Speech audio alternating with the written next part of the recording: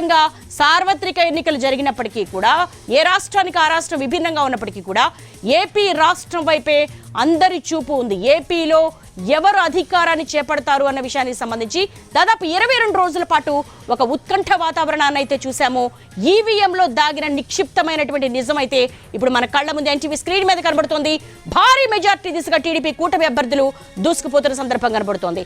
హేమహేమిల్ లాంటి వాళ్ళు 4 సార్లు 5 సార్లు ఎమ్మెల్యేలుగా ఉన్నటువంటి బొత్స సత్యనారాయణ లాంటి వాళ్ళు కూడా మరి వెనకబడిన సందర్భం కనబడుతోంది.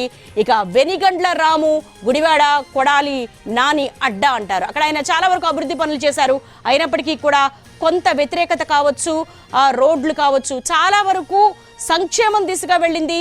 సంక్షేమం, పెన్షనర్స్, అలాగే అమ్మ ఒడి పథకము, ఇలాంటి పథకాలన్నీ కూడా ఇచ్చినటువంటి ఏపీ సర్కార్ కానీ అభివృద్ధి విషయంలో మాత్రం కొంతవరకు వెనుకబడి ఉంది. ఇదైతే మాత్రం ఖచ్చితంగా ఏపీ ప్రజలు ఇచ్చిన తీర్పులో మాత్రం రిఫ్లెక్ట్ అవుతున్నట్టు సందర్భం కనబడుతోంది.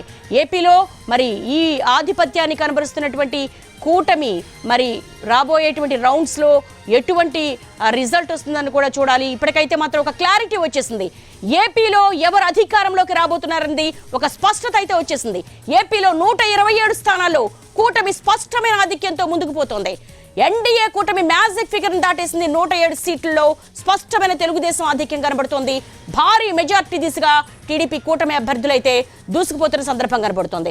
పోటీ చేసిన 21 సీట్లలో జనసేన ఆధిపత్యం కనబరుస్తుందంటే ఏ స్థాయిలో జనసేనను ఏపీ ప్రజలు ఆదరించారన్నది మాత్రం మనకు స్పష్టంగా కనబడుతుంది. ఉత్తరాంధ్రలో తూర్పు కాములు, అలాగే కొప్పుల వెలమ, కాళింగులు, మత్స్యకారులు వీళ్ళందరి ఇన్ఫ్లుయెన్స్ అయితే ఖచ్చితంగా ఉంటుంది. మరి ఇవన్నీ కూడా పోలరైజ్ అయిపోయాయా?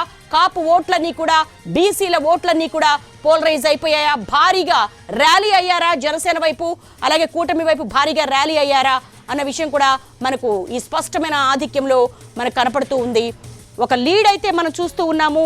ఇక తదుపరి రౌండ్స్లో కూడా మనకి తెలియాల్సిన అవసరం ఉంది. ప్రస్తుతానికైతే భారీ మెజార్టీ దిశగా టీడీపీ కూటమి అభ్యర్థులైతే ముందుకు దూసుకువెళ్తున్నారు. వైసీపీ 24 స్థానాల్లో తన ఆధిపత్యాన్ని కనబరుస్తున్నటువంటి సందర్భం కనబడుతుంది.